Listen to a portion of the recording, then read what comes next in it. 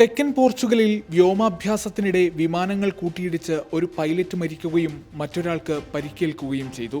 ഞായറാഴ്ച വൈകിട്ട് 4:05 ബെജ എയർ ഷോയിൽ 6 വിമാനങ്ങൾ ഉൾപ്പെടുന്ന ഒരു വ്യോമ പ്രകടനത്തിനിടെയായിരുന്നു അപകടം. സ്പാനിഷ് പൗരനാണ് മരിച്ചത്.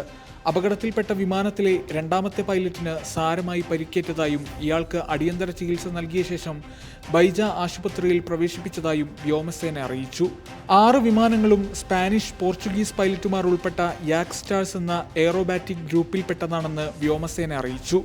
സോവിയറ്റ് രൂപകൽപ്പന ചെയ്ത എയറോബാറ്റിക് പരിശീലന മോഡലായ യാക്കോവ്ലെവ് യാക് 52 വിമാനങ്ങളാണ് കൂട്ടിയിടിച്ചത്. അപകടത്തെ അപലപിച്ച പോർച്ചുഗൽ പ്രതിരോധ മന്ത്രി നുനോ മെലോ അപകടത്തിന്റെ വ്യക്തമായ കാരണം അന്വേഷിക്കുമെന്ന് അറിയിച്ചു. ന്യൂസ് ഡെസ്ക്, സുപ്രഭാതം.